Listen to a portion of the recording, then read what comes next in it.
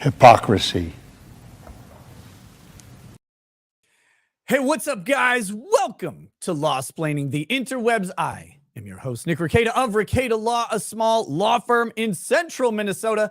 And with me, returning, reigning champion of Fuck It Fridays is Camelot. How you doing, buddy? Dude, I'm doing good, man. I'm reveling in the chat right now. That's what I'm doing. Like Camelot's gone forever. There was some kind of falling out. They fist fought. Maybe he didn't pull out. You know, it was great. Worked out. No, we're back. Yeah, we're back. We're back. And to clarify, just so everybody knows, Camelot was not the issue with Friday shows at all. Love this man in all of the disgusting ways that can be loved. But I was having some personal issues with that I had to get kind of my head around. Got my head wrapped around it. We're all good. Hitting the Friday shows. And one of the things I always liked about the Friday shows and the theme of them is just bringing some like good energy to the end of the week after not us, because people misunderstand this, like had a hard week streaming. No, it's after like you guys have been working all week, dealing with some bullshit. So the idea was always to kind of bring some news stories, laugh at stuff, but also kind of get some information out there. I got a bit lazy leading up to my vacation. And by lazy, I mean I was stressed as fuck and all of that from a whole bunch of shit. And I wasn't pulling in the topics and actually directing the show in the way I wanted it to go. So that's what was going on. And everybody's like, oh man, he's pissed off at Camelot. I'm like, no. I love having help on this show sometimes. But and Camelot's, you know, always awesome to have around. So that's that. We've got a bunch of topics tonight in all sorts of areas that kind of overlap that ship that both of us talk about. We're going to be talking about some live streaming stuff. We're going to be talking about marketing. We're going to be talking about corporate shit, some legal shit. We've got murder stories. I got all kinds of shit lined up. Who knows what we're going to get to? We may also have a couple other guests join us tonight. They both gave me very tentative, maybe I can possibly show up. So I'm not expecting anybody else to come on, but if they do, that'll be great. If not, next time, maybe we'll just carry the show on Camelot's shoulders, because if we put it on mine, it'll fall off like a goddamn ski slope. Yeah, dude. No, dude. I put up a guitar video today on Twitter because I haven't been playing music and I don't know why. But for some reason, like it ticked, like that weird thing inside me clicked over. And dude, I've been going to my music room every day, playing music and I'll play piano for an hour. I'll go and play guitar for an hour. I think it's because I had Phil Labonte on my show and he was like, dude, yeah. He's like, dude, make music, bro. And I was like, huh. So like now I'm like, okay, I got to make music. And I've been playing, dude. And I put up a guitar video of just me playing some All That Remains stuff. And I was like, yes, this song. And dude, people are so nice. They're like, bro, you're so buff. You can shred. And I'm just like, oh, thank you. I need some affirmation, man. I've been feeling down and out. Tell you what. Thank God. Yeah, I've always wanted to play music, but I can't. And when you get older, like learning to play music's a fucking pain in the ass. Like it really, like it really helps if you start as a kid learning how to play music. Before I started streaming, I was teaching myself piano. I had like the fucking little, like the intro book. I took my kid's piano book that he was done with, and I started teaching myself how to play piano and like banging out shitty scales and stuff. And it was like a chore. And I was getting it, but then I started streaming. It was like, well, there went my time. Yeah. So that's what it's been like. I'm like, I can't do anything. And then for some reason, like Phil Labonte from All That Remains, we were just talking. He was like, dude, play music. And I was like, and it changed. I was like, fuck, I'm playing music every day now. And that's all I do is I'll go in there for 20 minutes at a time, like 5 or 6 times a day. And I'm getting my chops back on guitar so fast. And I'm like, yeah, finally, man, finally. I'm loving it. I'm gonna get a whole synth like thing and get a giant keyboard, like a real nice one, and get like the music going and start. I want to make like weird, like synth 80s kind of like sounding like keyboard stuff, like beep, boop, whip, whip, you know, like weird shit, like dance kind of, but synthwave shit. Yeah, but then mix like fucking like A tuning 7-string guitar and like just metal ass drums in it, and just make it over like the weirdest shit possible. So I've got a lot of ideas. So hopefully that comes to fruition. And then I'm going to get Phil to sing on one or two of them for sure. Oh yeah, that'd be awesome. Because that dude he's cool as hell too. Mm-hmm. Like I met him on Sargon show just at random, and I'm like, so I felt like an asshole. I'm like, who the hell is this guy? Like, I don't know who this guy is. And I look him up. I'm like, oh shit, like this guy is like kind of important. He's accomplished human. And we like started talking about guns and freedom and stuff. And like freedom.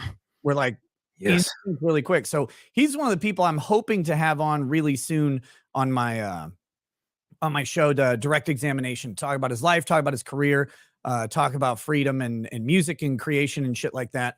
Cause he just seems like a really cool dude who's really in tune with that whole sort of segment of processing the process of creation. Dude. And he gives, dude, he's an open book. And we talked about his early days with All That Remains, his previous band. He was in Shadows Falls as well. And when he went to Kill Switch Engage, and they had Phil Switch Engage t-shirts and like just all this shit that I watched happen when I was a kid. Like I remember when he took over for and I was like, oh dude, Phil is in Kill Switch, awesome. Now I saw all this shit happening, and then being able to talk about it and stuff was just really cool, and it kind of lit a fire in me, because that was my dream. So like here's my first dream when I was a dumbass 12-year-old fat kid. I was like, I want to race in NASCAR. I know, chat, that sounds dumb as fuck. I get it.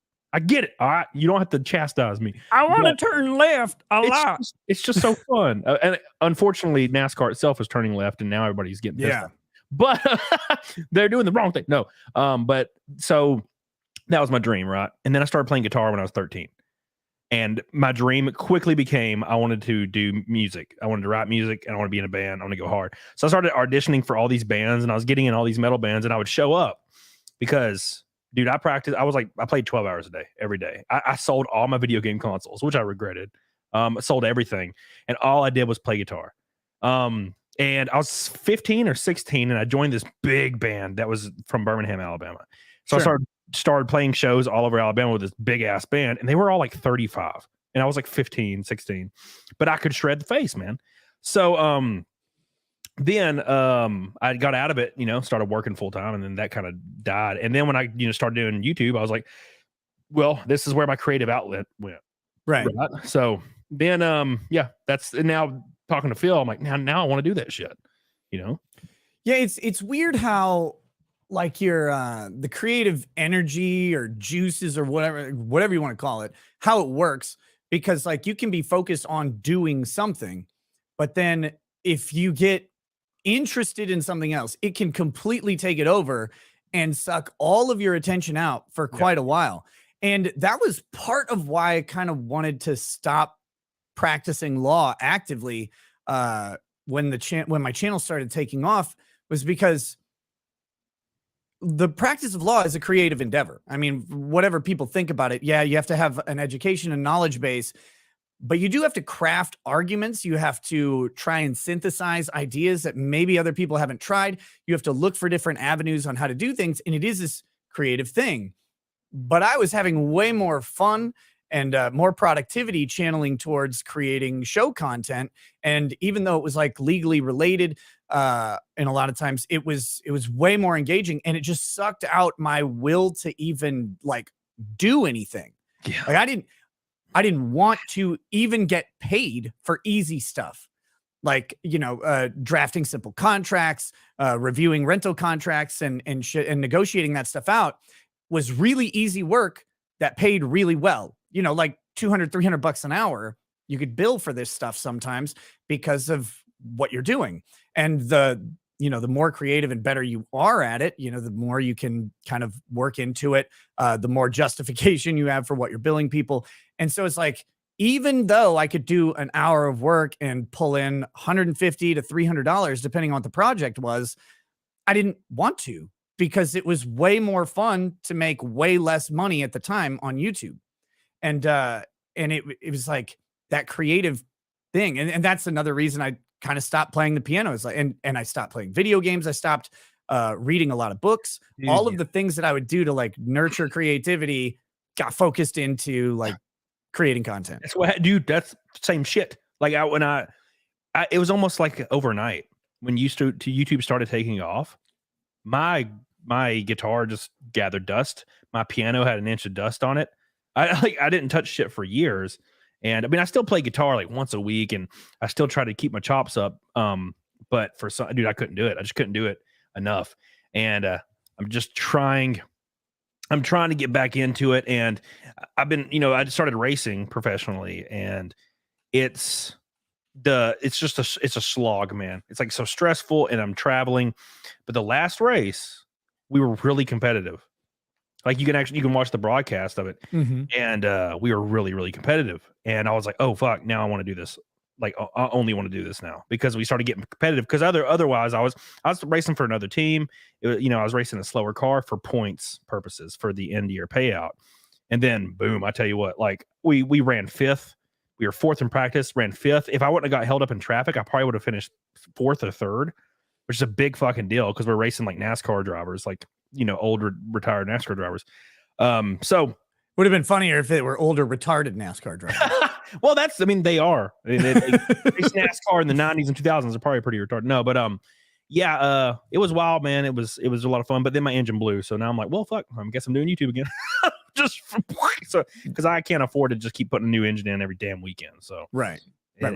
Yeah. So, but no, it's kind of an interesting. But yeah, so unwinding that tangent. That's one of the reasons I want to talk to Phil Labonte, because like keeping up creativity, learning new things, building new things is something I think that is really enriching for people in all sorts of ways. I think we can get kind of trapped up in these little rabbit holes that we go down. And so I want to talk to him about how he breaks out of that and all sorts of other shit. But that being said, where should we start tonight? Should we start talking about Pokimane? Let's talk about Pokimane's humble ass. Are we even allowed to? Because I remember, what's his face? It's a Gundam talked about Pokimane. He got in all kinds of shit. Dude, some people are protected, and I don't understand why. I just don't get it. Like, you make fun of the wrong fat bitch on YouTube, and you're freaking blocked forever. So like, yeah, we made fun of her on my show the other day, and I'm kind of worried. So no, but yeah, like I don't know, man.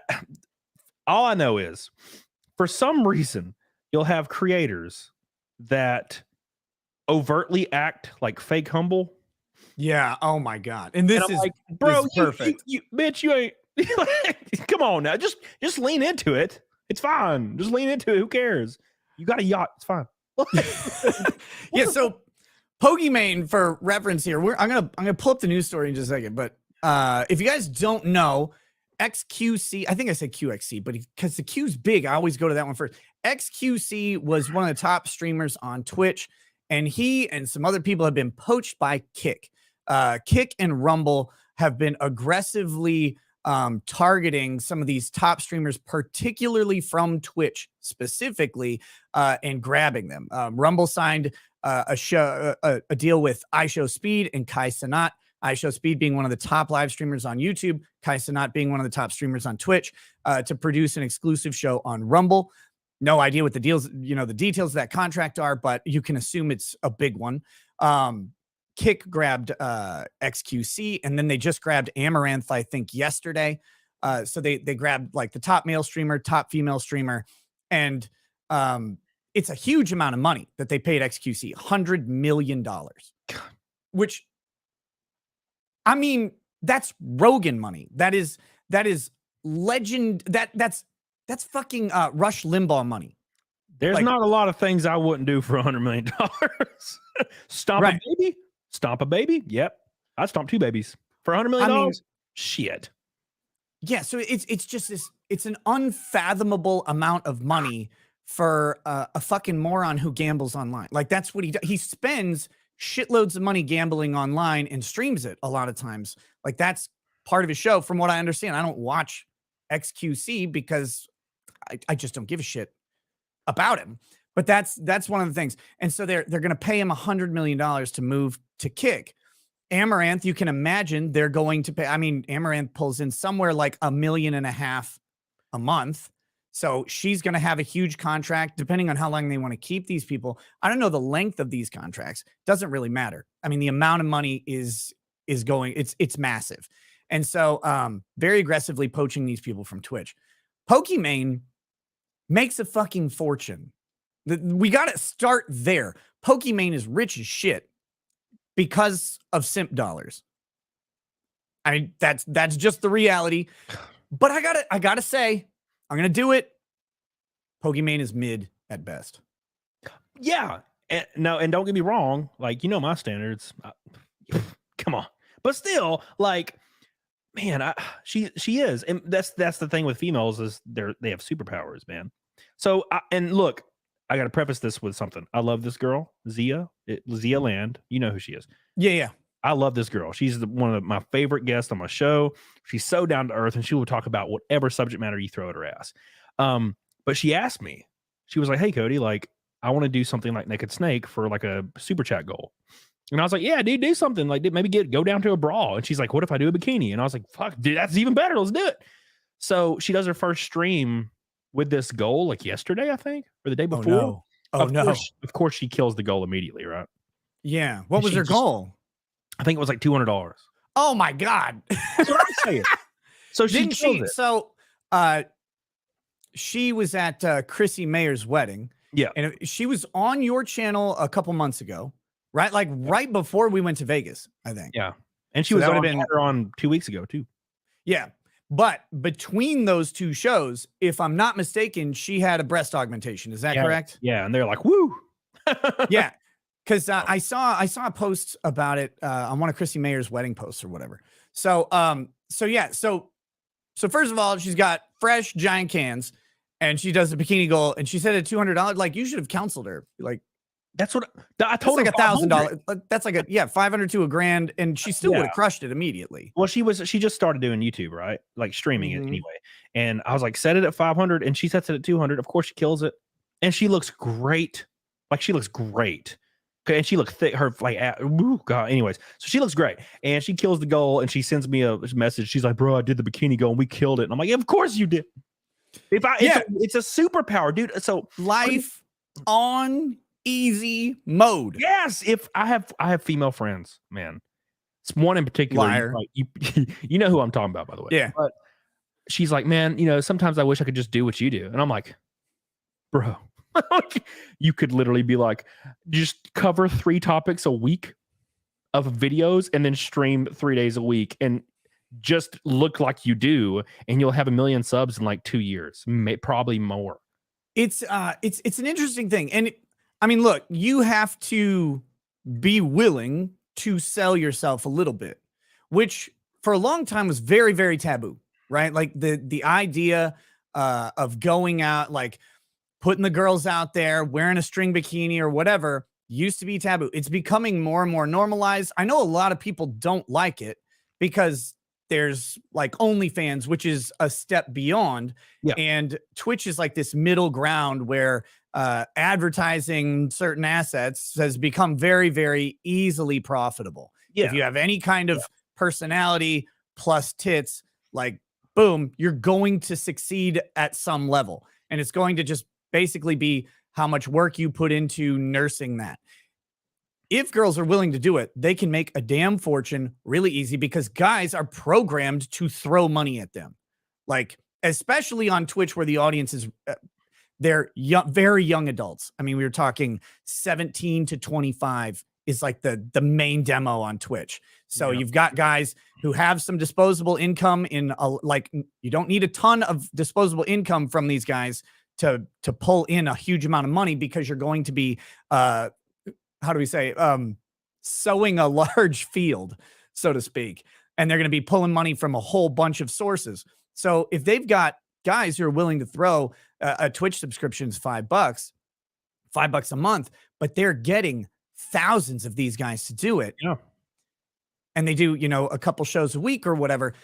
I got to tell you, if I was a chick, I would probably be a damn fucking e-thought in a second. No. So I was talking to Zia about this, and this is my first show, and she was like, we were talking, we were having a good time, and she's like, you're kind of funny, like, and you have a great channel. And I was like, well, thank you. And she's like, but if you're a female, you'd have over 1 million subs. And I'm like, thanks for reminding me.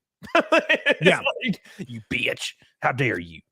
I mean, I would have so little qualms about it. Like I'm broken like that. I'd be like, like Lady Raggeds will always ask me stuff like, should I wear this or, whatever? Like if we're going out somewhere, I'm like, yeah, it looks fine to me. And she's like, well, I mean, like, for this event, is this a little bit like too showy? And I'm like, oh yeah, I'm bad to ask. I mean, she's not wearing anything crazy, but like for me, I'd be in like little triangle bikini all day long, every time, like constantly, because that's just kind of the way I am. Dude, I would get with my YouTube manager and I'd be like, all right, look, what can I do? Because like I'd be like 2,000 goal would be like a circle pasty on my nipples and like a piece of duct tape on my ass cheeks. Right. You got to like, how far can I go? I will bring you cash. Yeah, dude. Like just whatever. And you know what? Going back a little bit, rewinding a little bit to all like Rumble and Kit getting all these giant like streamers. Yeah. I think they're making a mistake, specifically Rumble, with focusing on all these really high level people, like just the top of the top. I don't understand why they're not going after people that have like 220K subs. Right. And I mean, because it makes headlines. It makes headlines. I know what you're saying, but it makes headlines to pull these huge streamers over. Yeah, but it's got to be a huge investment. And the question is, and this is an ultimate question on streaming in general and streaming platforms. Is it the streamer or is it the platform? Because platforms and distribution add a whole lot of volume to various streamers and various content creators. And if you get front paged on Twitch, for example, like you see the difference, that little rotating suggested bar up top, like there's some streamers I've watched who will have shows with, 300, 400 people watching normally. They get front paged and it's 3,000 to 4,000 people. Same exact content, but just the accessibility of being at that top viewing level, people go on to them. So platforms do have a lot of influence on the size of a show, for sure. But the question is, are Rumble and Kick like grabbing these huge people and over investing, basically? But we'll have to see. And you want their main goal, like that's a good start. But their main goal should be developing new talent, getting people to come in and grow on their platform solely, like and aiming for that platform. Like, so I was talking to my Rumble guy, and we were working out a system to where I could, maybe like we could do videos, and I could get more eyeballs in my videos versus my streams, even though my main focus is streaming, right? And it's already starting to work, and they're already starting to kind of help and give me tools to be successful at that. So it's very important, I feel like, to develop new people and new talent, but also retain huge talent as well, because you don't want people to make the headlines. Yeah, I mean that media attention of them grabbing iShowSpeed and Kai Cenat is extremely valuable. Yes. It is advertising, and it's also guaranteeing eyeballs with the advertisement, because you grab a huge streamer, their audiences are gonna come over to the platform. That's just fact. That's how it's going to work. And so you could pay for a bunch of Rumble ads to be blasted all over the internet, or you can grab someone who will be a living ad that is guaranteeing eyeballs to come with them. And so you got to do both, I think. But I really do think the development of streamers and more options to do that is a great thing to do. And I actually have some ideas for Rumble on that I'm going to be talking to them about soon. That's great. And to just a little segue, Twitch, for example, like when we were talking about Pokimane, people go to Twitch to stream because they want to be a Twitch streamer. Right. And that's something Rumble needs to capture. People need to want to go to Rumble to be a Rumble streamer or be a Rumble creator, rather than, well, I want to be a YouTuber, I want to be a Twitch star. They need to capture people that want to be Rumble stars, because Twitch is awful. Like Twitch is terrible for creators. Shit. But they're always saying, I want to be a Twitch streamer. It's like, but it's just because Twitch has that name recognition already, the brand recognition there, and Rumble needs to capture that shit as fast as possible. Yeah. Twitch has just been such it's like Coca-Cola of streaming. It's obviously streaming isn't that old, but it's that idea. It's not brand loyalty, it's brand habit. Yeah. And when you can build it, Twitch and YouTube have done it. Competitors are really trying to capture that, but it takes a lot. All right, so here we go. First, Scuffy Bro, what's up, buddy? But he says Pokimane is literal bowling pin. These simps are worthless. Damn. Well, let's you got to think of how many people out there are completely sexless. Yeah, well, look, she's not ugly. Would. Yeah, I mean, I would. Like, she's just, she doesn't match up to the hype, in my opinion. Yeah. Like, I'm not gonna be one of those weirdos who's like, Pokimane's ugly as shit. Would never touch her, you know, whatever. Like, I've heard that stuff, and I'm like, okay, yes. Oh, calm down. Calm the fuck down. But but she just doesn't seem to merit the level of simpery that follows her around. I don't understand. She's got just this shitty, like, normie girl makeup, like eyeliner swoop every time to make her look like more like an anime chick than she even is. And that's kind of it. I don't get it, but whatever. She makes a fucking fortune. She has a huge show. Props to her for that. What bothers me is this story. Pokimane under fire following her comments on xQc's kick deal.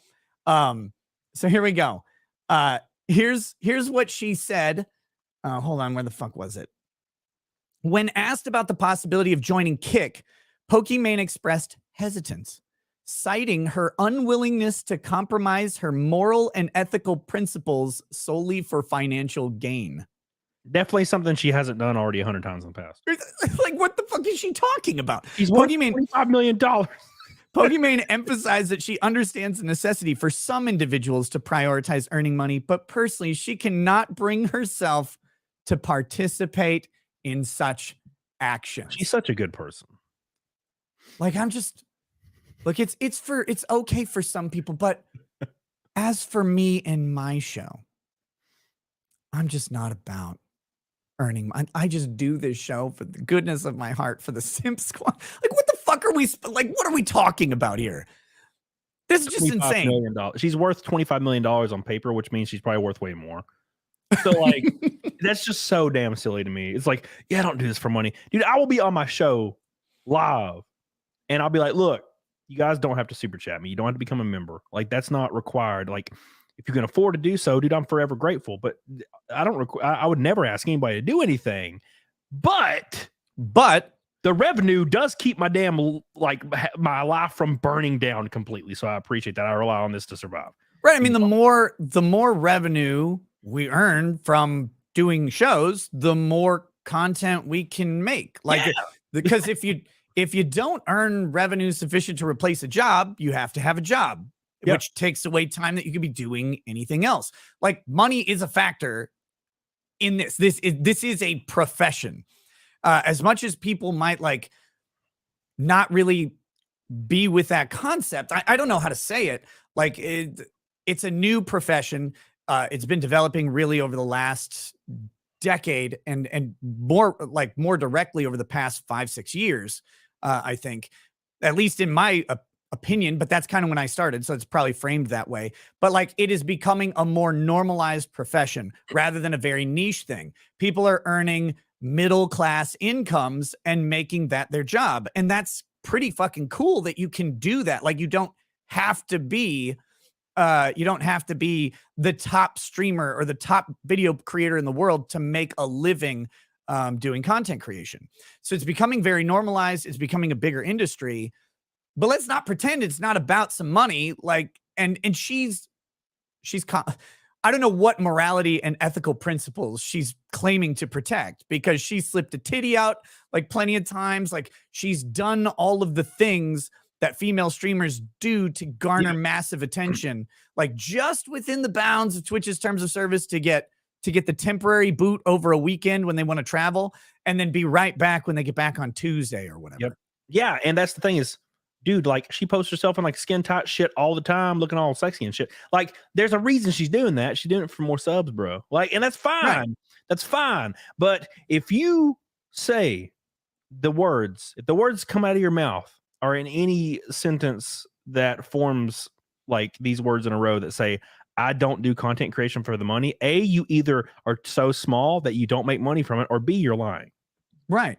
Because, like, if I did not make revenue enough to pay my bills, I would be somewhere else working. Like, I have to be. It's isn't for fun. Like, it is fun, and I would not rather be anywhere else right now. I love it. I'm so thankful that this is what I get to do, you know. But if it didn't pay the bills, I wouldn't be doing it, because, like, I spend 99% of my time doing this shit. Like, so. Right. And this is what I was talking about this, I think last week, because one of the things I wanted tried to make a video before vacation that kind of addressed this, and I just was having trouble framing it. So I talked about it on a live stream. I'm getting real fucking tired of these streamers who like they're constantly doom posting about how life is shit and everything's bad, and it's like telling people that every situation is bad all the time, and yet they're making like 500K plus a year. Yeah, and it's like, I mean, can you really sit here and tell me that everything is shit while you're pulling in millionaire incomes, man? Like, that's hard for like cutting some videos, you know, a couple videos a day. Like that would be insane. Now, I mean, granted, like it's not always peachy doing content creation, but it is a magical place when you hit like algorithms and you start attracting audiences and you get eyeballs on your show and your stuff, because money it comes in surprising amounts from time to time. Yeah. The people know you can check out like live streamers on Playboard or whatever. So people have talked about my stuff. I've made quite a bit of money doing streaming. It's not a secret.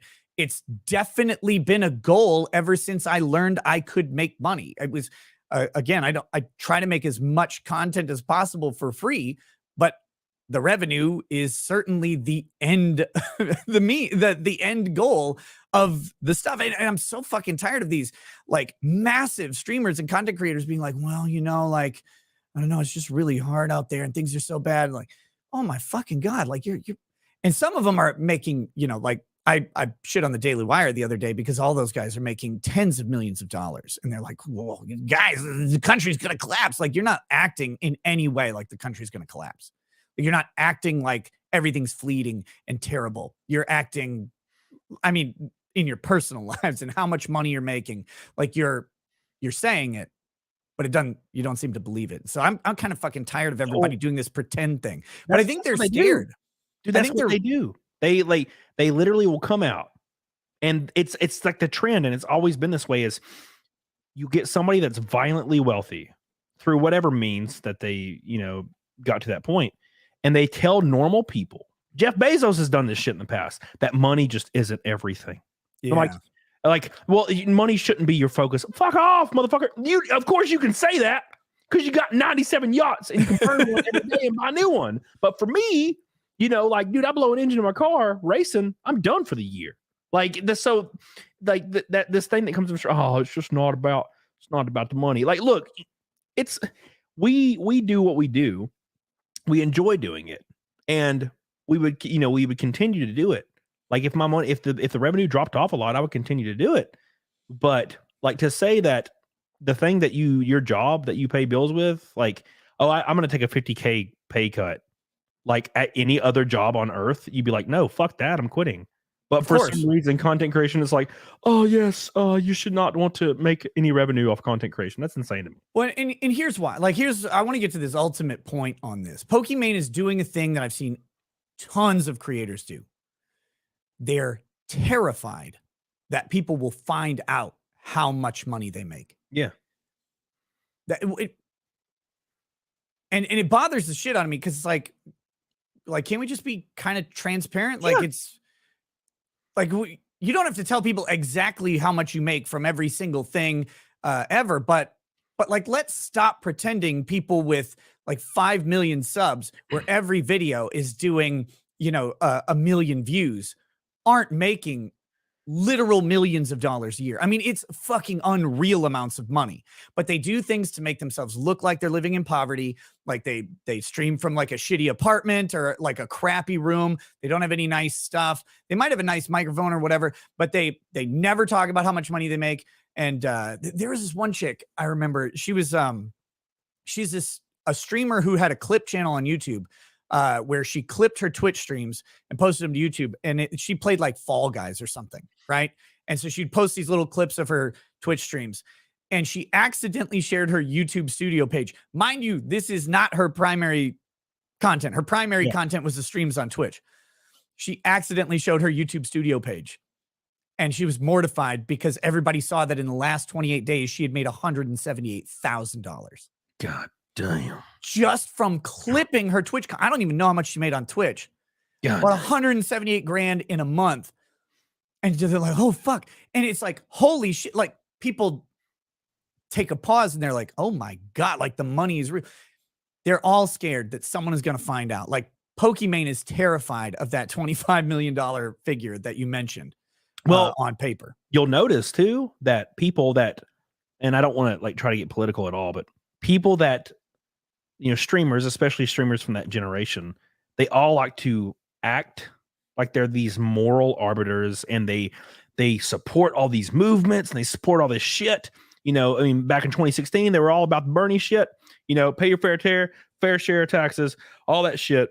You know, eat the rich. Those same people that say that shit, if you see their YouTube studio and you're like, oh, by the way, kind of nice. This wouldn't exist in a pure socialism society that you always preach about, but you preach it because you're getting your subs, and they're scared for people to see that. I tell people on streams all the time, dude, I don't give a fuck. Like they are the ones supporting me, so there needs to be transparency there. I'm not broke at all.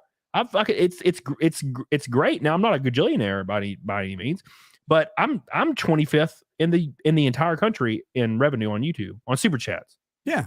25th. That's the thing with stream. What people get mixed up on that. So Playboard will show streamer income because it can be gathered through the YouTube API. Yeah. They can monitor how many super chats come in. You got to cut 30% off that Playboard figure because they don't figure in the YouTube cut. It's actually a little more that gets cut off, but 30% is an easy way to talk about it. And so you can actually monitor how much streamers make. And they look at that and they go, oh my God, it's a lot of money. And it is.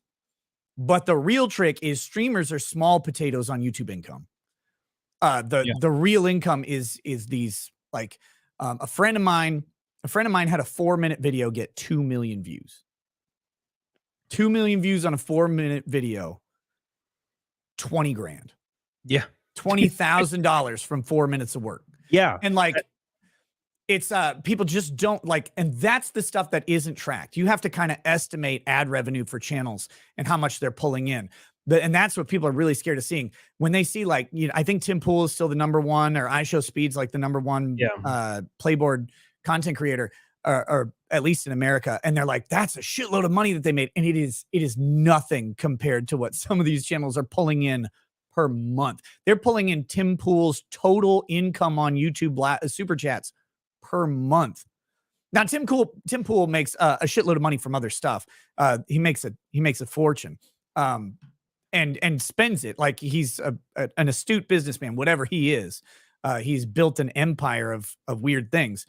And again, hats off to him. But it's just weird. I hate when people like pretend that they're not they're not making any money.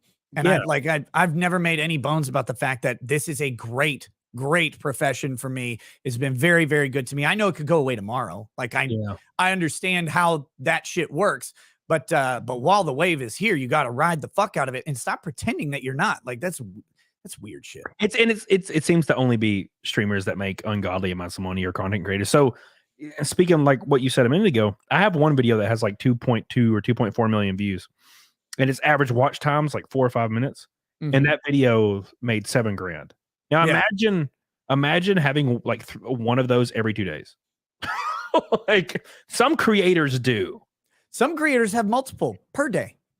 Yeah. And dude, oh my God, that's like 150 grand per month, bare minimum. And when they the crazy thing is when the higher the view count gets, the higher the ad revenue for the video gets per ad. So like when they start getting up into the 10, 20, 30 million, there's my kids will watch this chick paint like these squishy animals. Like she just paints them. Every video is like fucking 20 million views. Dang. Everyone. And it's like the amount of money is unreal. And it's like, why am I not retarded enough to just sit there and paint a squishy animal all day, like a little squishy toy in stupid colors, and get 20 million, 30 million kid views? Like I don't know how they do it. It's a magic formula, but it's kind of wild. Pokimane has been doing this forever. This bullshit where she just like tries to project this image of being such a good person. Dude, and it's like, dude, you can make money and be a good person. Like it's fine. Like no one thinks you're a bad person automatically. She comes off as, when she's talking about these things too, like she has this weird atmosphere and aura and demeanor Yeah. that is so pretentious that it like oozes off of her when she's talking. She's like, I'm just not about that. And like, I'm just, you know, my show isn't about, it's like, bitch, you just saying these things in your tone and the attitude you give off about it makes you look way worse than just saying, I love money. Just, what are you doing? The better answer for her is, would you move over to Kick? You know, not really. I got a great thing going with Twitch. I love my Twitch partnership. I love my Twitch subscribers. I don't want to force them to move. You know, say something like that. Like, why the hell do you have to make, like, you have to cut down someone else's achievement? Every streamer in the world, I'm going to call you a liar if you're going to tell me you wouldn't take 100 million bones to go to some other platform. Like, I'm just going to call you a liar. Guaranteed money. The ones who did it with Mixer, who's that Ninja. fucking weird? Yeah, Ninja. The Tyler Blevins or whatever. Dude, he gets a $35 million, something like that, contract to go to Mixer, and the Mixer goes out of business, but it's Microsoft owned, so they still had to pay him out, and he went back to Twitch and kept making money. It's like, that's the dream. You actually want that platform to fail, but have sufficient funds backing it to pay out your contract, and then have you go back and make the money double. What a great life that would be. Jesus. I got a test. I have a test, Nick. This is what we do. Yeah. Pokimane. Twitch says they send her an email, say, hey, thank you for everything you've done, but you are no longer allowed to earn revenue on Twitch. What's going to happen the next day? She'll move to some other platform immediately. Shocking, right? Yeah. So that just disproves her point immediately. And then she'll be like, but, you know, I mean, I still have to pay my bill. Yeah, bitch, I know you do. That's the whole fucking point. You're not, you think you're so slick. She ain't slick. Yeah. It's something. Okay, so you talk a lot on your channel about corporate shit, company shenanigans, dumb stuff done by corporations. You started, if people don't know, talking about bullshit that GameStop was doing. Yeah. And you continue talking about bullshit companies are doing every day. Like you're talking about Best Buy, Arby's locking people in freezers. And that was crazy.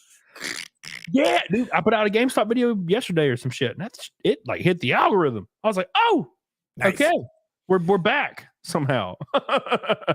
So I got one. There's a company that really royally fucked up. Have you heard of OceanGate? Yes. You know who heard OceanGate was the Navy when they heard that fucker pop. Yeah, for like before anyone announced anything. And it was, now, isn't there that conspiracy? Now, look, I haven't researched it, preface this, but didn't like Biden want to hold off on announcing that it happened until they got done with like some Hunter Biden shit? I don't remember reading what I read. There's multiple theories about like why because they heard what they pretty much figured out was an implosion days before. They kept up the search and this idea that it's like, well, you know, we might find them. We're hearing knocking sounds and stuff like that, which is probably bullshit. The reasons for it could be myriad, but yeah, a lot of people are saying, Jack Posobiec specifically saying, you know, they waited until the Hunter Biden stuff to flood the news and keep the Hunter Biden stuff quiet.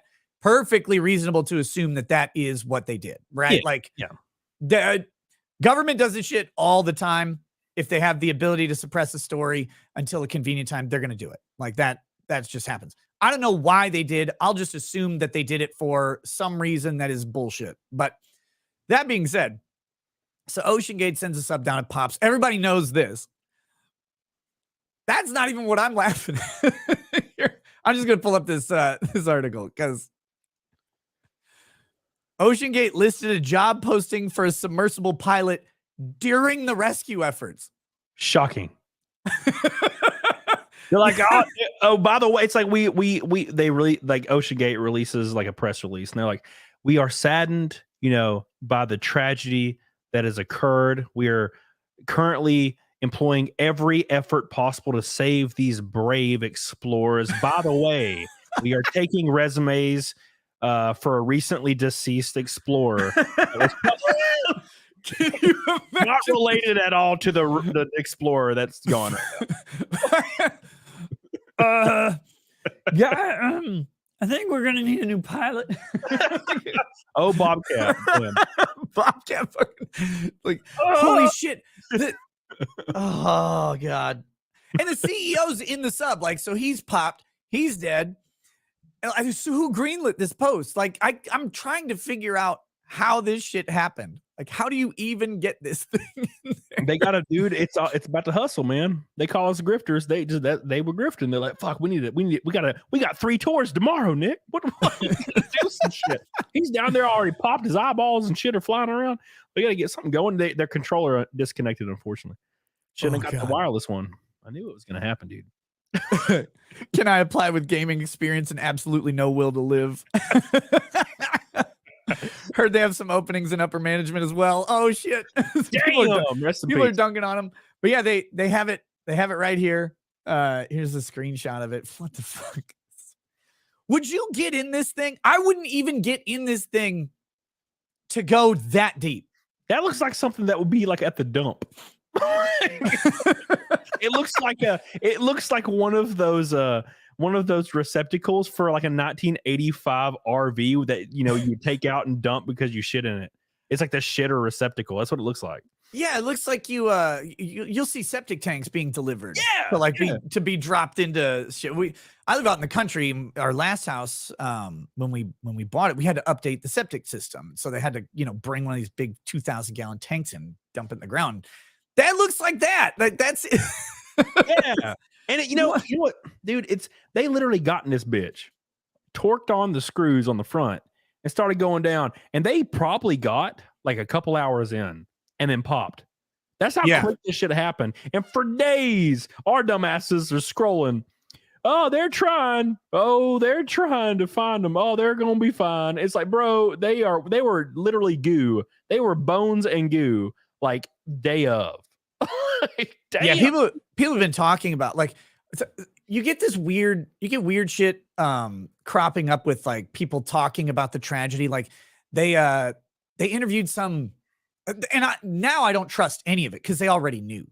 Yeah. So they interviewed some guy whose job was like it's like a Navy veteran or whatever in submarine rescue. So when a submarine has a problem, they go down and try and get the crew safely out. Not a catastrophic implosive failure, like, some regular sort of fixable problem. I don't know. I'm not a submarine tech. I don't give a shit. But they get him on. He's like crying. He's like, they're buried alive at sea. It's like, no, homie, they aren't buried alive. Like, this thing was likely an insta-kill. Like, like one grenade in Unreal Tournament. All 5 of them are gone. And it's, bam, like they're just, it's gone. They're obliterated. They didn't feel shit, bro. They turned into like goop. It was over. Like just like mist, because like the amount of pressure on their bodies, because they were, I don't remember. I think I read they were 1,600 feet down, maybe more than that. I don't know, but they were enough to where it was over. Yeah, it was over immediately. And when the structural integrity of something like this fails, I mean, the pressure, it crushes it like it's nothing. It's like a strong man crushing a soda can that's empty. Like there's no stopping it, and it's going to happen immediately. You wouldn't know. You probably wouldn't even know. I mean, you might know you're in trouble, but once the pop happens, it's over. Yeah, you could probably hear the whirring of the metal, like, and you're like, like, because there's a great video that kind of shows, like, it demonstrates what's going on. Yeah, because there's an old video and there's like an ultra pressurized like pop. It's like under like really far under the sea, and a crab walks by it. I've seen that one. That's old as hell. And like he's liquid. He's like that's what it is. It's like it was like he was not even a solid. He just turned into goop and went into that bitch. Yeah, it's unreal amounts of force being enacted very quickly, and they parade out this guy's like, they're trapped down there. It's like, dude, and they already knew. That's what bothers me. They already knew, and they're still parading people out like, yeah, we're gonna find them. And now people are like, well, are they gonna get the bodies back? It's like, no, there is no bodies. They are paste. Yeah, they're molecular at this point. Like they're like Ant-Man hitting the multiverse or whatever. They're gone. Yeah. That's like trying to say you're gonna get the bodies from the surface of Jupiter. It's like, you do realize how small the core of Jupiter is, and it's a gas. Yeah, they're on that bitch, and you're not going there. Yeah, it's fucking wild. But yeah. But yeah, I saw this and I was like, oh my God. Like I've seen all the memes. We've talked about the legal issues behind it. Liability. Yes, the company has lots of liability issues. There's going to be problems if the company doesn't have any money to go after or something like that. But I mean, basically, if there's money to go after, they'll be able to recover it. The question is there enough to make it worth it? There's no way the liability waivers or any of that are going to protect this company from this. It's like, and there's a ton of record that they knew about, tons of safety issues, even from constructing this thing out of fiberglass that was admittedly beyond the shelf life they would use for airplanes, which operate in a low pressure environment. So we're talking about a low pressure environment is similar to a high pressure environment, but in the opposite. But we're talking about having 1 atmosphere of pressure on the inside versus like a third of an atmosphere of pressure on the outside. The difference in being deep underwater is orders of magnitude higher. Yeah, it's like one order of pressure on the inside and like 28,000 on the outside. So there's no escape, man. And it sucks for them, assuming like this is all legit. I can't trust shit nowadays, but it sucks for them. And I don't know why they didn't just like contact James Cameron and be like, hey, I want to see Titanic. And he could have took him down. Like they've done this for years. Like, why do they have to construct a new sub? Just fucking use the same ones. Shit. I don't understand. I got an idea. I don't want to go down to the Titanic. Like, I don't need to be in the submarine with the one shitty porthole to look out. Like, that doesn't appeal to me at all. Like, if it was a super cool, like all glass 360 thing in the future that they've constructed out of like Ninja glass or something, and it's very reliable, maybe. But I'm just not sure what the I don't know what the draw is of going down to see the Titanic on the ocean floor. It's not like the party's there. Maybe I'm weird. Am I weird? Like, do you want to go see the Titanic? No, like they got like 4 movies. Like, no, look, to be honest, I don't understand why. And I know they tried this at one point. Get that like sea floor, like excavator thing, and just pull up like the majority of like the front of the ship, or I think it's the back that's intact. Just pull that bitch up, tug it to land, and fucking put it on display. Like, I don't know why people keep going down there and dying. What are you doing? Like, to see it? Shit, you can literally, there's like a documentary James Cameron made in 2003 about Titanic. You can see all this shit. You can go to YouTube right now. There's like 9,000 videos of people going into each window and each looking at the shoes. Like, fuck it. Like, I don't get like why you would ever want to go down there. That just seems silly to me. And I understand wanting to climb Mount Everest, even though it's like a 25% mortality rate of people who try, but at least because like that's an accomplishment that you do. Yeah. Like, you're just paying you're like, I'm going to climb Mount Everest, and you pay some asshole to fly you to the top. You just drop you off for a minute and then you fly down. Like, and you didn't climb it. Or wait till it's hyper commercialized. So Mount Everest is hyper commercialized, right? Right. And they climb the front face now. So all the explorers tried climbing the rear face and like died all the time. Good. The front face is like super. They have a rope. You just fucking go up the bitch. And there's like 9-year-olds going up it now. And you can pay $1,000 and climb Mount Everest. And there's there's actually a funny picture on Google, and it talks about how commercialized Mount Everest is now. And there's like 150 people just like shoulder to shoulder walking up the face of fucking Mount Everest, like holding onto the rope with the jackets on. And I'm like, I would do that. Well, good, because I can scratch that off as me not caring ever again about going up Mount Everest. Not that I really like it. It's like way down my list, but now it's like off. Yeah, Implement, I think it was Implement, made a really great video about the commercialization of Mount Everest and all the people that died to make the commercialization of Everest possible. And because like, so now you can just walk up to bitch. You can even take your little baby and shit. So it's pretty weird. But yeah, I'm not that extreme. Like, I want to get in a car and go fast as long as I have like a 5-point harness on, a Hans device, and I know I'm not going to die if I hit the freaking wall. But I like that instant death stuff. Because I was talking to Flash about this, right? Yeah. And he was like, dude, I would go up in a rocket right now to space if I could. And I'm like, I wouldn't. Like, because I would be the motherfucker that is like, it's like, we're going through and it's 20,000 miles an hour and we're getting there and all of a sudden it's like, wah, wah, wah, wah. And I'm like, oh, fuck, here we go. Like, I'm not doing that shit. You wouldn't even get up there. Because at least you're like, well, I kind of wanted to get up here. I'm up here now. If it explodes, I guess it doesn't matter that much, right? Yeah. Like they didn't even get they didn't get to the Titanic. Yeah, they might have gotten there real quick, but they didn't get to see the shit. So at least like you're like, well, I guess I got my dying wish. But like you'd burn up on the fucking launch pad, like just like that was them the equivalent, right? Because the Titanic is 12,000 feet down, right, or something. Yeah. They got like an hour down, and that's like literally getting on the runway. And then the guy's like, we're gonna do a 28 minute T28 minutes check that checklist, boom, for no reason. Like, oh fuck, like didn't even. I don't know where that was like. That was like Apollo 1 or whatever. It burned up on the launch pad, and they said that it's oxygenized cabin, right? So it and they just cooked immediately. And they said that it was like 4 seconds of fire, like before they're completely consumed. And the one dude, I was at the Johnson Space Center, and they were telling the story of this one guy who was like one of the early astronauts, super fucking athlete, like just one of those incomparable humans. And he had unstrapped him while the shit's on fire. He unstraps himself, and they had to unlatch 10 bolts with a fucking torque wrench.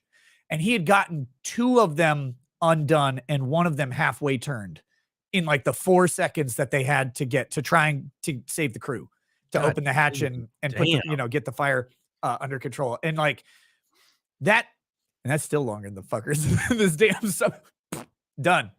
But no, I don't know. I kind of want to do the space thing, but at the same time, I've seen the videos of the Vomit Comet like airplane that they do to film the zero gravity stuff, and I thought, in zero gravity, I would just be vomiting and retching horribly forever. Like I would feel terrible the entire time. And that made me not want to do it. Ever. It would have to be hyper commercialized for me to do it. Now, look, I thought at this point when I was like 14 and we were watching like, when I was 14, 13, every other freaking month, it seemed like we were watching a launch at school.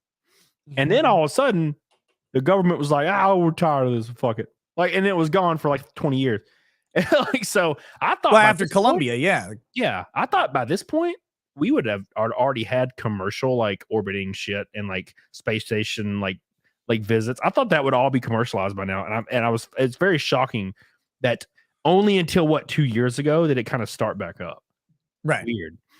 Yeah, well, the Columbia was they were so fucking terrified of that. Like after that, they're like, well, we're never doing it again. Like we're not going ever. And then now it's private companies that have to do it, but they still have to get government like approval for everything they do. They have to get permission to do everything because the government, I guess, owns space or whatever. Like, and then it became political, where you have political opposition, and they're like, "There's no reason for us to even be messing with this. We need to be focusing on our homeless in LA that we're not going to give a fuck about anyway." We got to figure out space flight so we can shoot the homeless into space. Yeah, that works. Why is this confusing? Yeah. Oh yeah.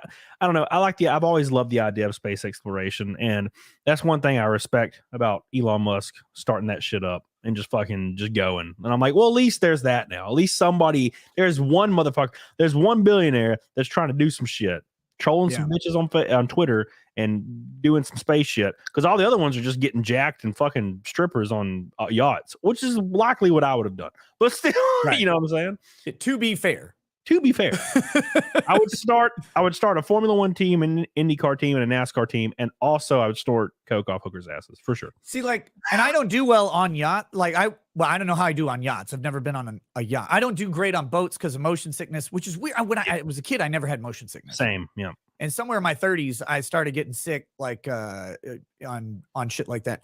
I still don't get sick on planes, but boats will fuck me up. So, like, I would still buy a yacht though.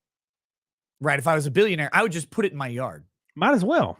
Yeah. You could sleep in that bitch. They're huge. They're awesome. Yeah. They're awesome. Let me get some of these super chats here. Jeff is not says break to seal.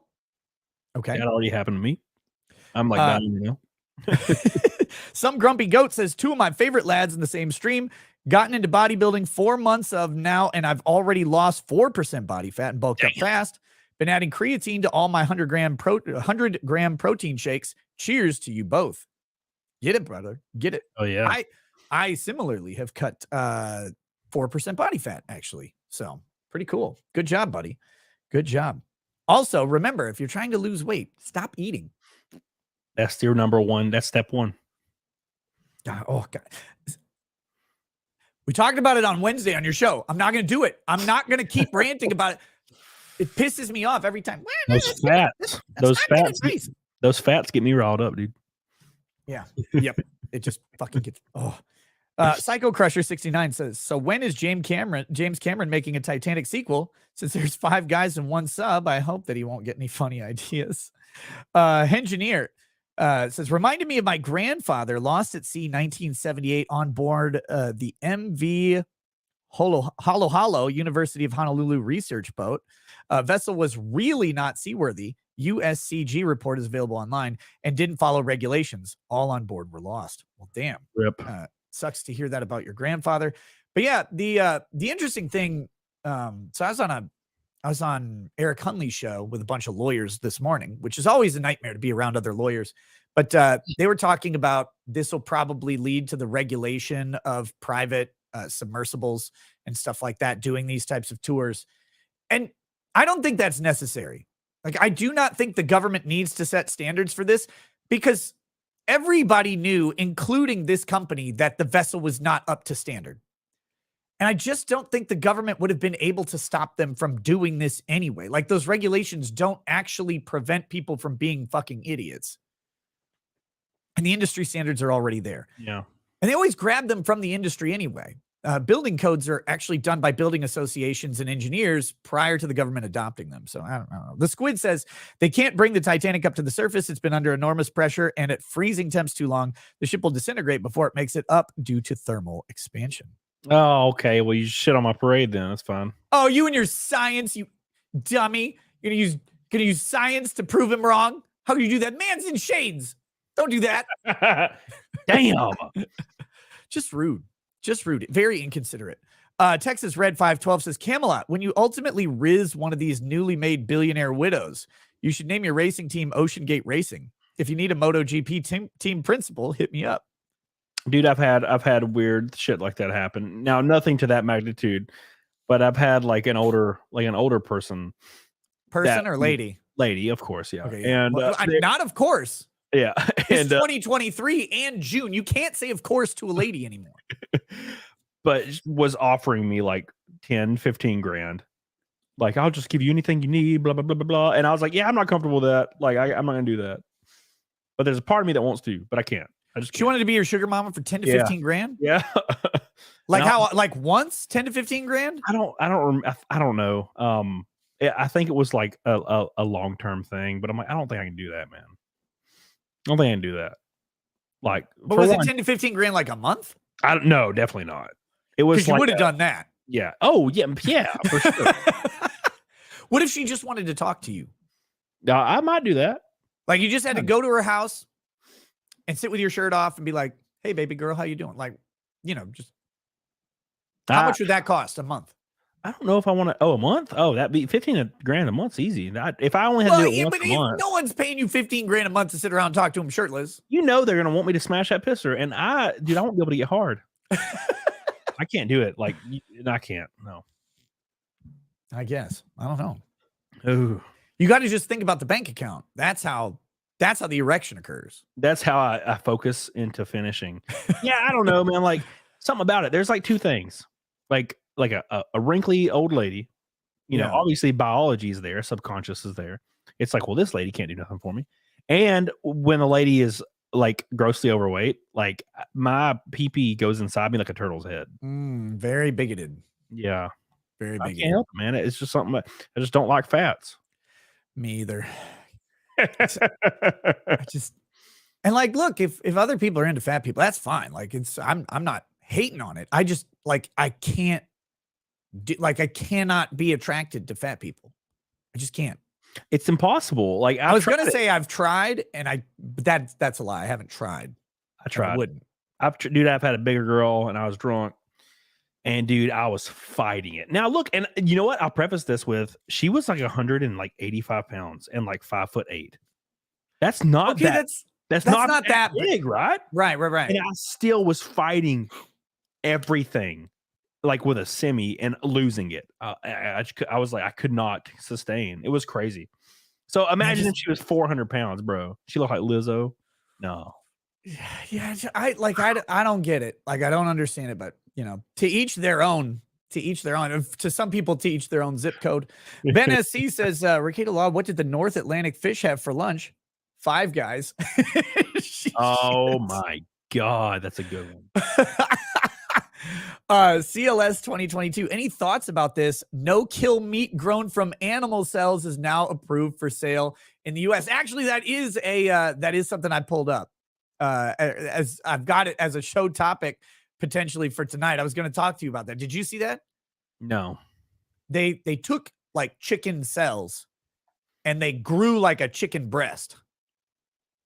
Not like a chicken. They just took chicken cells and made a chicken breast, and now they're like, we're gonna sell chicken breasts made out of bullshit. But are you okay with that? Is it like legit? Like stem cells or some shit? If it's legit, like if somehow organically it is quite literally the exact same like DNA structure or whatever organic structure as chicken, I feel like that's like the future, man. Let me see if I can find this. Yeah, like because eventually when the Earth is inhabitable and we're on a space station, we're gonna have to grow chicken titties. You know. Well, Tim Pool would bring his chickens to space.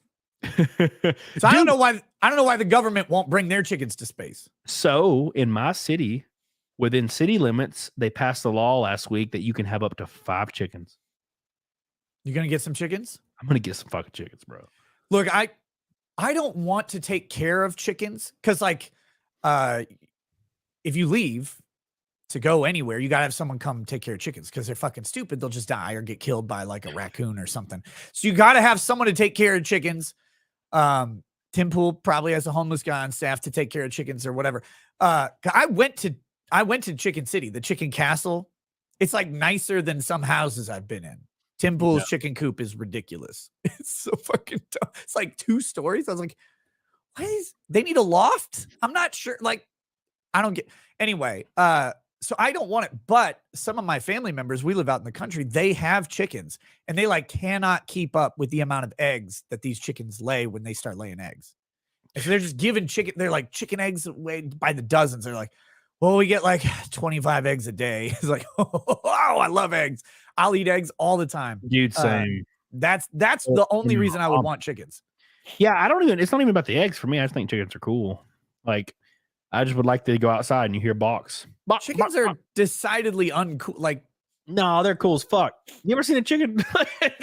They walk. Yes, I've seen a chicken. My family owns a bunch of chickens. They're the shape of a bowling ball with 2 sticks coming out the bottom. That's great. That's like anatomically impossible or improbable, but they do it. And it's cool. Man, I don't know. No kill meat grown from animal cells is now approved for sale in the US. They better label that bullshit. Look at it. I don't know if this is an actual picture of it. In this photo, a chicken breast is prepared at Upside Foods, but I don't know if this chicken breast is cultivated meat or a real chicken breast. Let's see. For all of human history, eating meat has meant slaughtering animals, based, but scientists behind cultivated meat, virgins, say that's no longer necessary. They produce meat by growing cells extracted from an animal's body, and today the U.S. Department of Agriculture gave its first clearances to sell meat produced this way. Good Meat, a division of Eat Just Inc., announced that it has received approval from USDA for its first poultry product, cultivated chicken grown directly from cells to be sold in the U.S. Able to produce and sell cultivated meat. They already sells its cultivated chicken in Singapore, which in 2020 became the first country to allow it. Cleared the sale of taste it. I want to taste it. If it's like slick, because I've had so many people be like, bro, have you had the Impossible Whopper? It's like non-distinguishable. And I'm like, okay, cool. Let me try one. So this girl I was hanging out with, she brings me 2 Whoppers, right? Non-wrapped. One's, and she's like, you're not going to be able to tell the difference. Dude, non-wrapped. And she's like, all right, I want you to buy both of these bitches. And I don't even eat Whoppers. I don't eat fast food very often. Right. So I take a bite of one, chew it for a little while, drink some water, knock it down, take a bite of the other. And I'm like, yeah, It's the first one. Yeah, 1,000%. And she's like, yeah, you're right. And I'm like, yeah, it's not even fucking close. I can't believe people try to be like, yeah, bro, it's the same shit. It's like you have the taste buds of a fucking a flea or a tick or some shit. Like, what the hell's wrong with you? Like, it's not even close. It has a distinguished taste that is completely alien on the like very back end. You can always get it. Always. Yeah, it's like when they're like, turkey bacon is the same as bacon. Nope. Turkey bacon tastes like shit. No, it's not even, dude. Real bacon is like Jesus laying his hands on me and telling me everything's gonna be all right. Turkey bacon makes me sad. Yeah, exactly. And do you know they make mushroom bacon? No, that sounds awful. It sure fucking does. I just found this out today because there's a minor league baseball team called the Makin' Bacons, and there's a team of fucking just shithead doctors who are complaining about a minor league baseball team that no one cares about. Like, they got to change their name. They're promoting unhealthy eating habits. They should have veggie bacon or mushroom bacon. I was like, mushroom bacon? Promoting unhealthy eating habits. We do that every day with fat acceptance. They should tell us they should eat our ass. Like, are you kidding me? Like, how could you even talk about this shit in the same breath and then say, oh yeah, it'd be fat, Jessica, it's fine. It's so fucking gross. Okay, so here's this. Upside will debut with a textured chicken product. That sounds disgusting. Ooh, textured. Nice. Which tastes very similar to chicken breast and is made from over 99% chicken cells. Got it. I tasted it during a tour of the company's 70,000 square foot production facility in Emeryville, California, where its meat is grown in large stainless steel tanks resembling a brewery. I served a piece of their chicken pan-fried in a white wine butter sauce. My first reaction, it's delicious, isn't everything in wine butter sauce. And the texture was chewy, closely replicating the texture of chicken breast, minus bones and tough bits of gristle, which don't exist in a trimmed chicken breast. No. Like, what are you talking about? Tough bits of gristle? What the fuck are they talking about? It tastes like chicken, I said, to which Valetti quickly replied, it is chickens. Okay, I'm going to do the hard thing. I'm going to advocate for this under one condition. You find the Jesus chicken, the best, plumpest, most succulent chicken on the fucking planet, and you take those cells and you make all your chicken from the best chicken that's ever been made. That's the only way I will even come close to accepting this. Yeah. That's like if for some odd reason, and I don't advocate for this, but if we brought slavery back, we need to all the clones need to be LeBron James. Right? Look, I don't advocate this, but I've been thinking about it. Clones don't deserve rights. I'm just saying. Like, would you rather have LeBron James or like Danny DeVito picking your shit? Yeah, it's right. Exactly. I don't trust a Danny DeVito. No, that some bitch would be sleeping and like fucking all the animals on the damn farm. Whereas LeBron James, he's getting at least 60 pieces of like cotton in like 3 seconds. You know, and he can pick the tall cotton pretty easy. Yeah, he doesn't have any trouble with that. Pear tree. You ain't gotta get the ladder for that motherfucker. Yeah, exactly. No, I'm with you on this. I definitely think we need to bring back cloned black athletes as slaves. Like that is the future. Just to lower labor costs. We don't need robots selling fast food. If my daughter gets pregnant, I'm killing a motherfucker though. See, this works in all industries. We can have cloned slave Asians. You don't even need a computer to tabulate fast food bills. Yeah. So does genetically grown chicken deserve rights? No. So therefore, genetically grown LeBron Jameses don't deserve rights, right? Exactly. You should run for president. Yeah. And be like a wand in every garden. Don't worry, it's the same one. Same one. Oh shit! I messed it up. It's the same one. See, exactly. There's all sorts of usefulness for this. Yeah, you want your house painted? Get like 9 of them. There you go. Oh my god. God damn. But I'm talking like a Wagyu chicken, right? A chicken that has been fed beer and whiskey and massaged and gotten this like Cloa Coda hand jobs or whatever from the finest Japanese woman who's cultivated this super Chad chicken for its entire life. It is the laziest, fattest, juiciest chicken. Take those cells and make the fake chicken out of that, please. And then I think it'll be just about the same as just canned chicken is now. Yeah. No, that fucking canned chicken, bro. Oh my god, have you ever tried that? Yeah, I eat it all the time. What? There's no way. No, when I'm in a dark place, Camelot. You open Which usually that means freaking bitch and the it comes out. You oh, eat not that the whole. No, not that can. Though that's disgusting. No. Oh, okay. No, like the shredded chicken breast can, like a can of like Swanson yeah, chicken breast. That's fine. No, That's yeah, like tuna. dude. That's like the same thing as like eating. Okay, yeah. No, I thought you meant the whole ass rotisserie chicken flopping out the can. That's hideous. That makes me like shake. Yeah, that's gross. So I love those cans of chicken breast to throw in ramen. Like you cooking some ramen because it's like fatty. It's got that salty chicken water in there, flavors it up a little bit.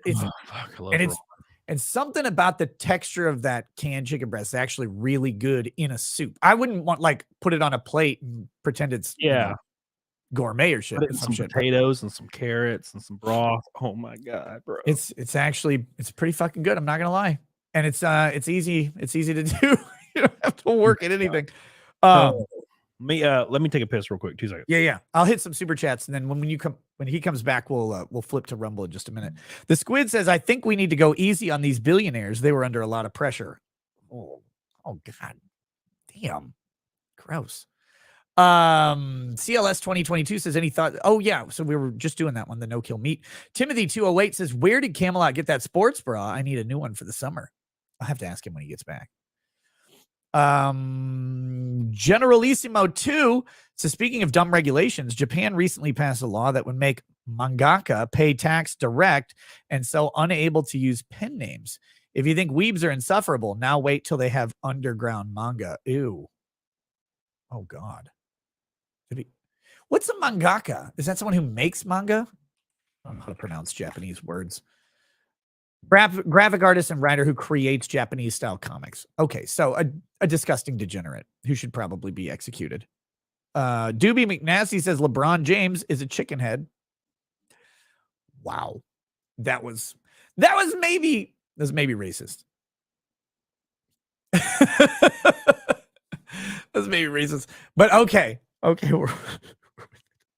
Wolfgang Deo says Leighton using an Xbox controller to control a submersible to dick around by the Titanic. He says, "You forgot some combs still left in your hair, boss." No, I didn't forget it. It's in there on purpose. Jesus Davila says, "Coming soon." Wolfgang Deo says, "What's behind you? A sex toy?" Damn late. No, I don't think so. I didn't leave any out. They're in the drawer. Visenya Targaryen, welcome to Paralegal Status. Tristan 471 says, "Ricada and Camelot here." And oh my God. Jeff is not says, "Who knows real Conan?" Zim the Despot says, "Pokimane is average at best, 5 out of 10. Her dumbness makes her score go lower, like a 2 out of 10. Jeff is not says, "We don't take your bullet." Okay. Kate C, aka Snake Plush Kitten, says, "I'd sell my integrity for 20K. Unfortunately, no one is going to pay 20K to hear a 74-year-old woman bloviate on an internet stream." You might be surprised. I don't know. Depends if you're wearing a bra. Avocado Cookie says, "It's popping off in Russia. Mercenaries are LARPing a Metal Gear Solid situation, trying to start their own country just for soldiers. Outer heaven." I've heard a little bit about the Russian alleged civil war and revolution. Like I trust about zero things that are said about anything going on in Russia and Ukraine at first. I'll wait till there's a whole shitload of verified and multi-source reports on that from independent journalists. I mean, maybe that it is coming from independent journalists, but I just don't trust anything about it if it comes from a mainstream media source or a government. Nope. Russia shit's too much fucking fakeness. I agree. Doobie McNasty says, "Camelot, why can't I find your guitar video? It's on Twitter." Yep, Twitter. And Phil hasn't even seen it. Bastard. That racist. Mark of Reality says, "So they went deep diving in a sub put together by someone named Skeeter from the junkyard. Wow, the chances of this falling apart." Almond John 1 says, "Apparently James Cameron knows his shit about subs. Him and a few others had voiced their safety concerns about OceanGate in the past." Yeah, lots of it. And that's why it's going to be really hard for them to shield from any liability. They had tons of knowledge that this thing was unsound. Let's see. CZAR Nep says, "Hey, Nick, just one note, RE constitutional amendments. Article 5 precludes any that would end equal votes in the Senate for a state without its agreement." There you go. Although I'm not sure if that article would survive a constitutional amendment removing that article. It's kind of interesting to consider. Like, how can you have an amendment to do, but and not, who knows? Drop Barracuda says, I bet one of the Navy boys has cool Star Wars World Star video. Engineer, get ABS involved. They inspect ships not for governments, but for underwriters. No company is going to get a ship underway without insurance. Drop Barracuda says, like getting the ball out of a bloodhound's mouth. CH says, as a fatty myself, I have no desire to be intimate with another too much person. I see big old couples and I struggle to get the image out of my mind. By the way, shame me, Nick, you shyster lawyer. Oh, shame you. Shame him. You don't need me to shame you. You're ashamed of yourself, because when you look in the mirror, when you look at that other fat and you go, I wouldn't fuck them, what you're saying is, I wouldn't fuck me. And that is an embarrassment for you, sir, ma'am, whatever you are. Can you even tell? That's the real question. Can you even tell? Because I assume you're so fat that your body has consumed your genitalia to try and preserve it under layers and layers of tissue, as it will go unused forever. You need to get your ass walking. You need to get your ass jumping, clapping, whatever it takes for you to move calories from your ass into the atmosphere, or else you should implode like a submarine in deep water and go away from the earth forever. Let's see. Michelle Brovey says that was awesome. I'm not sure exactly what she was referring to. Kate C, aka Snake Plush Kitten, says, Nick, my bra size is 40 extra ONG. Oh, I don't think it would matter. Maybe long. There's a 40 extra ONG period space. Oh, I'm not sure exactly what that means. And I have a pretty decent understanding of bra sizes, but that one is confusing to me. She said, as a 74-year-old woman, no one would pay her 20 grand to bloviate on an internet stream. Like I said, stranger things have occurred. I don't know. I'm not sure. Let's see. We've got Timothy 208 asked this while you were gone. Where did Camelot get that sports bra? I need a new one for the summer. I got it at my local gym. I've been going to this gym for 10 years, and it was $20. There you go. Powerhouse Gym. Yeah. Yes. Where'd you get the tits? Who did them? Who faked them? Oh, dude, 8 years of vigorous steroid use. Didn't work, so you had someone slice open and shove some silicone up in there. Under the muscle, of course. Right. To make it look, real. Yeah, of course. Yeah, definitely under the muscle. Sure. Do they do like muscle implants for dudes? I've seen the like weird synthol bros, but do they do like... Yeah, they do calf implants. I think calf implants is one of the most important ones because bodybuilders will get freaking huge, right? But yeah, it's almost, your calves are almost entirely genetic. So you'll have these guys that are huge, but their calves are look like little chicken legs. Right. So they'll get giant calf implants. So I feel like that's the most popular one. But yeah, totally, man. That's weird. Like, I am not against cosmetic enhancement, to be clear, but I would not want a cosmetic muscle enhancement because it has no functionality. To me, that would be strange. Now, if they could actually just go in and give me muscles that worked, I would do it in a heartbeat. Like I was talking about this a long time ago on Locals. I got a lot of resistance. People are like, no, it's the reward of going to the gym. And I'm like, well, I mean, kind of, but if I could short circuit that, I would do it, but I would want it to be functional. Oh, dude, I don't know who these people are, but if you could like, I could push a button and spend like $2,000 and I would have like a shredded 8-pack that's veiny and like a fat like ass, because my genetics just I kick backs, hip thrusters, RDLs twice a week. But it's getting better. But if I can push a button tomorrow and they were functional and shredded for $2 or $3, $5,000, yes. Yeah. What? It's weird. Like, that was such a weird argument to me. I'm like, wait, you're telling me like you could just press a button, you get functional thick ass arms. Yeah. Like I could get shoulder, like, that you can't do it because I don't have shoulders. I would have shoulders. I would have had a 6th child and sold it on the black market to get shoulders if necessary. Like, that's the length I would go to cheat my way into shoulders. Yeah. But I wouldn't do steroids or anything like that because I know that like some people have told me like, oh, just do like some cycles or whatever. I'm like, no. I'm not, that's not for me. You go do that yourself. But like, I wouldn't do that because you still have to do the work, which eliminates the purpose of it. Like, it just makes the work faster. I wouldn't do gear unless you're planning on competing. There's no point in doing gear. No. I'm fucking old. I don't need any of that shit. Granted, I do plan on doing some heavy gear when I'm in my mid to late 30s. Aren't you in your mid 30s now? I'm 33. That's like the middle. Kind of. No, I'm like the beginning of the middle. I think 36 is when I'm like, yeah, fuck it, let's go. I'm gonna get. You'll notice. People will notice immediately. Wow, damn. We thought Camelot was big before because this is like this is genetic. Like I would be like anything I do now to like improve is pure vanity. Like that's the only purpose of it. I don't have any need for like functionality. Like I'm not gonna start working a labor job. Like that's not gonna happen. Oh. So it's all just vanity. But I still like I have no desire to ever like use gear or anything like that. But if I could go in and have functional muscles built, I would do that in a heartbeat. That'd be fucking awesome. 100%. Okay, let's do. Oh wait, I got to talk about. Speaking of shit that's grown in a lab. Speaking, I want to thank everybody. My last video on YouTube is blowing the hell up. It kind of feels like I'm actually a creator again. I appreciate you guys. And thanks to Nick for the shout out last night and his stream because we hit 220K subs. Like last night, randomly, I was like 80 away. And then I looked at 1 a.m. or 2 a.m. and we were at 220. And I was like, well, fuck. Okay. So, and fucking awesome. Nick, yeah, that's Nick said that. Yeah. That's awesome, man. I'm happy to have that happen. Big congrats. Keep dude.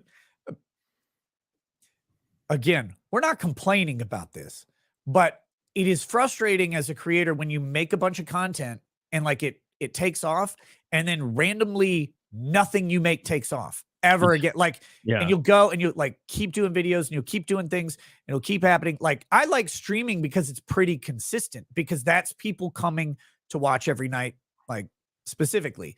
But when you're making videos, like you're always at the mercy of the algorithm. And if they just don't distribute it, it's fucking soul crushing because you can put more work into it. You can put less work into it. You can work on thumbnails. You can work on titles.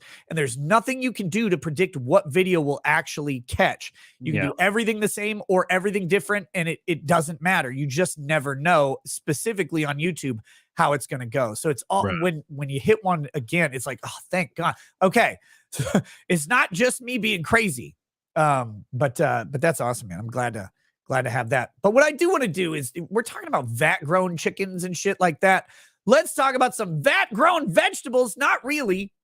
Let's talk about real grown vegetables. Fieldofgreens.com promo code knows. Look, if you're eating your vat grown meat or whatever the fuck weird stuff is in your diet and you don't include fruits and vegetables in it, you may want to add those for just overall health and well-being. They say stuff about eating the rainbow. They're not talking about sucking dick during Pride Month. What they're talking about is adding color to your diet, typically fruits and vegetables being those varied colors on the plates that don't exist when you're just eating meat like a Chad. So you get your Field of Greens, you get a bottle of water, you get a scoop, dump it in, and you shake that shit up like a stubborn child, and then you drink it because it's now a vegetable. I think that's how that works. There you go. That joke was kind of dark. But yeah, so Field of Greens, look, it's one serving of fruit, one serving of vegetables per scoop. It's not a bunch of like fake vitamin serums that they put stuff in. It's just literally ground up green shit or, well, red, blue, orange, whatever fucking colors go into it. And that's all you're getting in this stuff. Natural energy, natural caffeines, natural antioxidants, all of that shit goes in there too. Try it out, fieldofgreens.com, promo code knows. Thank you guys for sponsoring the show and allow me to compare your product to murdering children. With that, we're gonna move over to Rumble right after these two super chats. Ben HMN says, is there a difference between gear and test C? Yeah. Test C is just testosterone. So like it's like one of the cleanest forms of testosterone you can get. You can get it doctor prescribed if you're over the age of like 37. Gear is like fucking like D-ball and Anavar and shit. And I would stay away from anything oral because the side effects are way worse, obviously. But yeah, I mean, Test C, dude. If you're over the age of 30, everybody should be on Test C. Me and Donut Operator talked about this. Me and Phil talked about this on my show. Test C's like Jesus juice. It's like the Jesus juice in like NBA Jam. Or what was that movie called? Space Jam. That's Test C. Yeah. There you go. Well, there you go, guys. Yeah. Medieval Syphilis says, shame me into quitting smoking and nicotine in general. Love you both. Wait, why do you have to smoke? Like you just have to have something in your mouth? That's is that like, what it is? Yeah, I agree with that. I eat pickles all day, every day. Dude, I don't know. I have never been a smoker. Like I've smoked a couple cigars from time to time, leisurely. And I like it a little bit, but I also kind of hate the after, like the shitty taste that it leaves in your mouth for a while, unless you like really work to expel that taste with covering it up with a bunch of food or liquor or something to get it out. My mouth always tastes fuzzy the next day. I don't like that. But I enjoy the little buzz you get from the cigar. That's cool. But I never understood cigarettes ever. I've never had any desire to try them. So I can't just sit here and be like, quit smoking, you bitch. But seriously, just quit smoking, you bitch. What the fuck is wrong with you? Like, why is this so hard? Don't buy them. Yeah, 100%. Just don't buy them. I don't get look. I saw a study recently that said nicotine was more addictive than heroin. I don't pretend to understand, but I've known people my whole life and they are like, I just wish I could quit. And I'm like, well, fuck it, just quit. What do you mean you wish you could quit? Just fucking quit, man. Like, what are you doing? Just throw that shit away and don't buy anymore. And I don't know. It's ignorant for me to try to pretend like I understand, but because like, you know, I don't know. It's like me quitting Monster, my delicious white Monster. Like I can't. I love them. They taste like Jesus. I've dealt with a couple minor addictions in my life. I don't think I have a very addictive personality or trend or traits. There's not like a history of substance addiction in my family, but caffeine is really hard to quit. Caffeine's hard to quit. Right now, I've started drinking Monsters a lot more, mainly because these fucking tea lemonade ones are delicious. Like they're just a really good Arnold Palmer, but they also have a bunch of fucking caffeine in them. And I know that when I decide someday to stop drinking them, I'm going to have headaches for like 2 weeks. And it's going to be fucking awful. Because the same thing happened when I quit drinking sodas. Each time I've quit drinking sodas, it's you suffer for a little bit and it does suck. But you just have to, like, you have to get that shit away from you. Stop having it in your house. Stop buying it. My problem is everybody else in my house will still drink soda when I quit. And so they're around. That's the hardest part. But you just have to like stop grabbing them. So that's kind of tough on that one. The other thing I quit was fucking MMO RPG addiction with EverQuest. Which it sounds goofy and gay, and I agree 100%, but I was literally hooked on that shit, playing 16 to 19 hours a day sometimes. And it was interfering with life. I would just sit there, I'd skip class for college and shit like that. And I had to literally sell my account to someone else to make sure I could not play the games anymore. Like, and it was hard to fucking do, but sometimes you just got to do it. So if you're trying to quit cigarettes and having trouble, just fucking quit. Like, do everything you can to not have access to them as much as possible, and realize that you're probably going to fail from time to time. Don't kick your ass about it. Just fucking stop again. That's it, brother. That's the only advice I could possibly give you, having never dealt with that specific addiction. So I don't know. Cause I know like the cigarette addiction it's nicotine, it's behavioral, it's an oral occupation as well as behavioral, which typically replaces something like snacking. And so people will replace it with food and they blimp up, gain 20, 30 pounds and they quit smoking. You got a long fucking road of all that shit to deal with. But if you got to quit it, you got to deal with that and just turn it the fuck off and get it out of your fucking, go somewhere where you can't have cigarettes for a couple weeks. Go do something where you must quit smoking to have access to the thing that you need to do. That might help. I know some people who have had some shit where they were smoking before, and then they had a surgery coming up, and they're like, well, you cannot smoke for 6 weeks because it will fuck up your healing and recovery from surgery. And after that, lo and behold, they had to get over it. So try something like that. I'm not saying go get surgery, but find some self-imposed reason that you can't do it, and go for it, buddy. There you go. Finally, Law and Lumber says content creation. This looks fun. What if lightning strikes? Well, holy crap. The learning curve is real, but live streaming is like court. Learn on the fly and adapt. Thanks for encouraging this attorney to make the jump. Absolutely, Rob. And we got to do a stream sometime soon, you beautiful bastard. Work in the wood like a pro during June. All right, guys, we're going to pop over to Rumble. Got a 20-second little music stinger, and then we'll be back. The link is in the description and also at the top of your live chat if you want to follow us over there. To everybody already over on Rumble, you know I love you. We'll see you exclusively there in just a minute. Peace.